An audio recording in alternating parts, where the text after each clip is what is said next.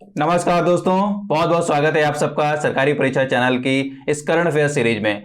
दोस्तों, मैं आज भी आपके लिए लेकर आया हूं करंट अफेयर्स के बहुत इंपॉर्टेंट और एग्जाम से रिलेवेंट क्वेश्चंस को। सो वीडियो को पूरा देखिएगा, लास्ट तक देखिएगा और इस वीडियो के डिस्कशन में जो भी जानकारी आपको इंपॉर्टेंट लगे आप उस जानकारी को याद करें, साथ में उसको नोट भी कर लिया करें, बिकॉज ये नोटेड जानकारी आप एग्जाम टाइम में रिवाइज कर सकते हैं और ये जानकारी आपको एग्जाम में कई सारे क्वेश्चंस को सॉल्व करने में हेल्प कर सकती है। सो दोस्तों, शुरू करते हैं हमारा आज के वीडियो और देखते हैं फर्स्ट क्वेश्चन। तो फर्स्ट क्वेश्चन है, India's first manned ocean mission has been launched by the central government. What is the name of this mission?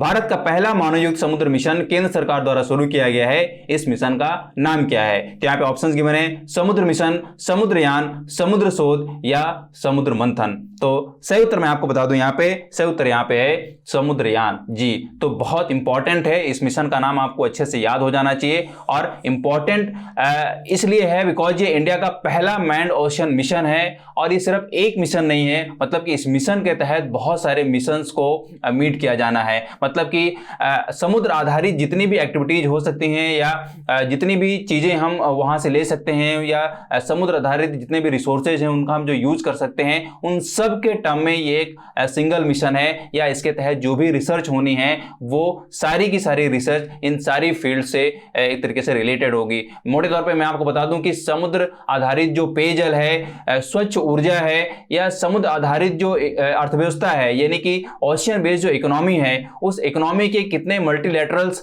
आ सकते हैं या उसमें कितने मल्टीलैटरल्स जोड़े जा सकते हैं या और कौन से एस्पेक्ट्स उस इकोनॉमी में जोड़े जा सकते हैं, या यूं कह सकते हैं कि जो समुद्र आधारित जो संसाधन है उन संसाधनों को किस तरीके से यूज किया जा सकता है या उन संसाधनों को एक तरीके से एफिशिएंट वे में किस तरीके से यूज किया जा सकता है। तो अपने आप में समुद्र संसाधनों के टर्म में ये एक बहुत बड़ा अध्याय है भारत देश के लिए। तो बहुत इंपॉर्टेंट है, आप इसको डिटेल में जरूर पढ़ें, इसके हर एक पॉइंट को याद करें, नोट करें। राइट, नाउ देखते हैं next question. Which country has launched its first military communications satellite? किस देश ने अपना पहला सैन्य संचार उपग्रह लॉन्च किया है? तो यहाँ पे ऑप्शंस गिवन है, फ्रांस, जर्मनी, रशिया या इंडिया। तो सही उत्तर मैं आपको बता दूं, सही उत्तर यहाँ पे है फ्रांस जी।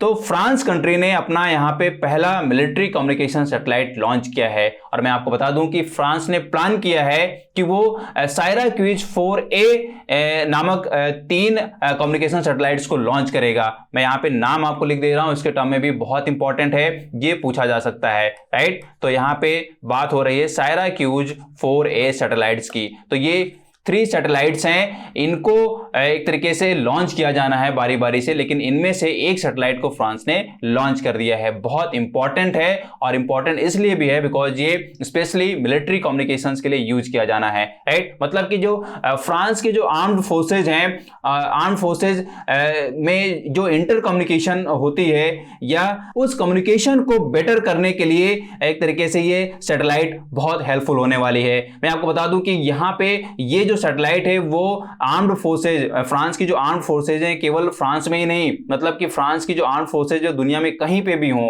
पूरे ग्लोब में कहीं पे भी हो, उनके बीच जो इंटर कम्युनिकेशन होना है वो हो सकता है बड़े ही सुचारू रूप से और सुरक्षित तरीके से। राइट, तो अपने आप में बहुत सारे एडवांटेज मिलने वाले हैं मिलिट्री कम्युनिकेशन में इस सैटेलाइट के द्वारा। और इसकी खासियत मैं आपको बता दूं, यहाँ पे इसकी खासियत जो बताई गई है ऑफिशियली वो ये है कि ये जो सैटेलाइट है जब अपनी ऑर्बिट में ऑर्बिटिंग कर रहा होगा तो ये अपने आसपास या अपनी सराउंडिंग में दूसरी जो सैटेलाइट्स हैं या दूसरी सैटेलाइट्स के थ्रू जो इस पे होने वाला अटैक होगा या एक तरीके से दूसरी सैटेलाइट्स के टर्म में जो इसमें असुरक्षा रहेगी, तो वो सारे मतलब जितने भी इनसिक्योरिटी फीचर्स हैं उन सब को ये सेंसर कर सकता है, पहचान सकता है और अपने आप को बचा सकता है। राइट, तो बहुत इंपॉर्टेंट एक तरीके से है और इसको आपको डिटेल में जरूर पढ़ लेना चाहिए। राइट, नाउ देखते हैं next question. Which country has successfully test fired an indigenously developed long range bomb? किस देश ने स्वदेश में विकसित लंबी दूरी के बम का सफल परीक्षण किया है? तो यहाँ पे ऑप्शंस गिवन है, south Korea, north Korea, Pakistan या इंडिया। तो सही उत्तर मैं आपको बता दूं, सही उत्तर यहाँ पे है इंडिया। जी, तो इंडिया ने यहाँ पे स्वदेशी रूप से विकसित एक बम का सफल परीक्षण किया है और ये बम जो है वो लॉन्ग रेंज्ड जो टारगेट है उसको हिट करने के टर्म में एक तरीके से इसको टेस्ट किया गया है और सक्सेसफुली टेस्ट किया गया है, राइट। तो बहुत इंपॉर्टेंट है, मैं आपको बता दूं कि इस बम को डीआरडीओ ने विकसित किया है, राइट। किसने विकसित किया है? डीआरडीओ ने। तो ये आपको तो याद ही हो जाना चाहिए, डीआरडीओ ने विकसित किया है, इसको सक्सेसफुली टेस्ट किया जा चुका है और इसकी जो टेस्टिंग हुई है वो एक एरियल प्लेटफॉर्म से टेस्ट किया गया है। मतलब कि एरियल प्लेटफॉर्म से इस बॉम्ब को ड्रॉप किया गया है और ड्रॉप करते समय इसको गाइड किया गया है लॉन्ग रेंज्ड टारगेट के लिए, राइट। मतलब कि लॉन्ग रेंज्ड जो टारगेट है उसको बकायदा हिट किया है इस बॉम्ब ने। तो अपने आप में बहुत इंपॉर्टेंट है। मैं आपको यहां पे थोड़ा सा और जानकारी दे दूं, ये जो लॉन्ग रेंज के बॉम्ब होते हैं या कह लें कि जो लंबी दूरी के बॉम्ब होते हैं, ये एक तरीके से स्मार्ट बॉम्ब होते हैं। मतलब कि इनको जब ड्रॉप किया जाता है तो ड्रॉप करते समय इनके डायरेक्शन और इनकी स्पीड को बदला जा सकता है, चेंज किया जा सकता है, तभी इनको हम स्मार्ट बॉम्ब बोलते हैं, राइट। मतलब ये है कि इस खूबी की वजह से इन बमों को एक तरीके से अचूक बनाया जा सकता है या ये बम बड़े से बड़े ठिकाने को तबाह कर सकते हैं खतरनाक रूप से, राइट। तो बहुत इंपॉर्टेंट है या एक बहुत बड़ी उपलब्धि है इंडिया के लिए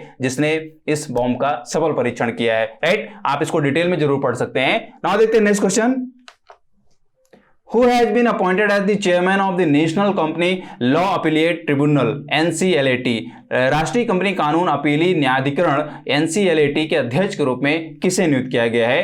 तो यहाँ पे ऑप्शंस गिवन है, justice Ashok Bhushan, justice JS Khehar, justice TS Thakur या जस्टिस HL दत्तो। तो इनमें से सही उत्तर मैं आपको बता दूं, सही उत्तर यहां पे है जस्टिस अशोक भूषण। जी, तो justice Ashok Bhushan retired supreme court जज हैं, इनको ये पद दिया गया है, मतलब कि national company law appellate tribunal NCLAT के चेयरमैन के रूप में नियुक्त किया गया है, राइट। बहुत इंपॉर्टेंट है। बाकी यहाँ पे जो ऑप्शंस हैं ये भी यहाँ पे सुप्रीम कोर्ट के रिटायर्ड जज हैं, अपने आप में इन सारे नामों को आपको याद कर लेना चाहिए एक तरीके से। दूसरी बात, यहाँ पे जस्टिस अशोक भूषण का अभी तक क्या रोल रहा है या वो उनका प्रीवियस करियर किस तरीके से रहा है, तो उनके टर्म में भी आप पढ़ सकते हैं। दूसरा इंपॉर्टेंट यहाँ पे NCLAT को जानना है, राइट। तो ये आपको जरूर डिटेल में पढ़ लेना चाहिए। थोड़ा सा मैं आपको यहाँ बता देता हूं, NCLAT जो है वो यहाँ पे national company law appellate tribunal है और NCLAT जो है वो NCLT के साथ यहाँ पे इसको स्टैब्लिश किया गया था या इसको बनाया गया था। मतलब कि मैं आपको बता दूं, यहाँ पे कंफ्यूजन नाम में नहीं होना चाहिए, कई बार ये एब्रिविएशन के टर्म में पूछ लिया जाता है, आप कंफ्यूज हो जाते हैं।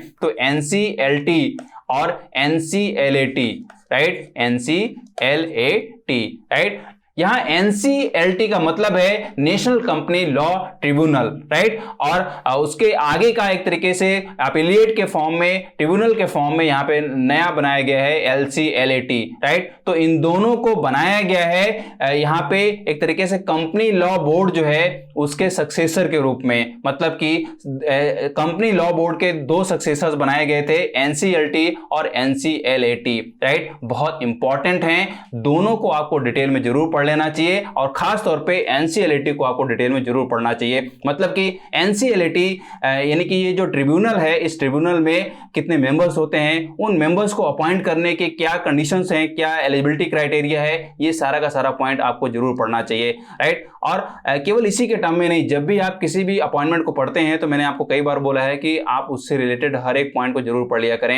एलिजिबिलिटी क्राइटेरिया भी आप जरूर पढ़ा करें कि इस पद के, कई बार क्वेश्चन ऐसे पूछा जा चुका है कि इस पद में नियुक्ति के लिए क्या योग्यता होनी चाहिए, क्या एलिजिबिलिटी होनी चाहिए। तो आपको इन महत्वपूर्ण पदों पे काबिज होने वाले का नाम पता होना चाहिए और उसके लिए क्या योग्यता होनी चाहिए यह भी आपको पता होना चाहिए। क्वेश्चन ऐसे कई बार पूछा जा चुका है, राइट। तो NCLAT को डिटेल में आप जरूर पढ़ लें, बहुत इंपॉर्टेंट है, कहीं ना कहीं क्वेश्चन बन सकता है, राइट। नाउ देखते हैं नेक्स्ट क्वेश्चन।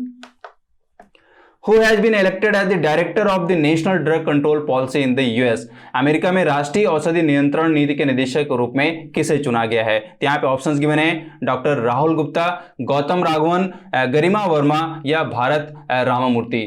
बहुत इंपॉर्टेंट नाम है। ये सारे के सारे जो नाम हैं वो इंडियन ओरिजिन पर्सनालिटीज हैं और ये जो बिडेन की सरकार में किसी न किसी महत्वपूर्ण पद पे काबिज हैं या किसी न किसी महत्वपूर्ण पद पे इनको नियुक्त किया गया है, राइट। लेकिन इस क्वेश्चन के ऑप्शन के रूप में सही ऑप्शन मैं आपको बता दूं, सही ऑप्शन यहाँ पे है डॉक्टर राहुल गुप्ता जी। तो डॉक्टर राहुल गुप्ता को यहाँ पे नियुक्त किया गया है नेशनल ड्रग कंट्रोल पॉलिसी, मतलब कि ये डॉक्टर राहुल गुप्ता जो हैं वो नेशनल ड्रग कंट्रोल पॉलिसी की जो ऑफिस है उसको हेड करेंगे। और मैं आपको बता दूं यहाँ पे कि डॉक्टर राहुल गुप्ता जो है वो पहले मेडिकल ऑफिसर हैं जो इस ऑफिस को हेड करेंगे व्हाइट हाउस में, पहले मेडिकल ऑफिसर हैं, राइट। तो ये भी अपने आप में बहुत इंपॉर्टेंट है और इंपॉर्टेंट इसलिए भी है बिकॉज ये इंडियन ओरिजिन पर्सनैलिटी है। और मैंने आपको पहले भी बताया है कि जितनी भी इंडियन ओरिजिन पर्सनैलिटी हैं उनका इंटरनेशनल लेवल पे महत्वपूर्ण पदों पे जो नियुक्ति होती है उन पे भी बेस्ड कई बार सवाल बनते रहे हैं। आपको नए जो अपॉइंटमेंट होती है उनके टर्म में जरूर अपडेट होना चाहिए और नाम याद करना चाहिए, क्वेश्चन बन सकता है, राइट। तो दोस्तों आज के इंपॉर्टेंट क्वेश्चंस यही थे।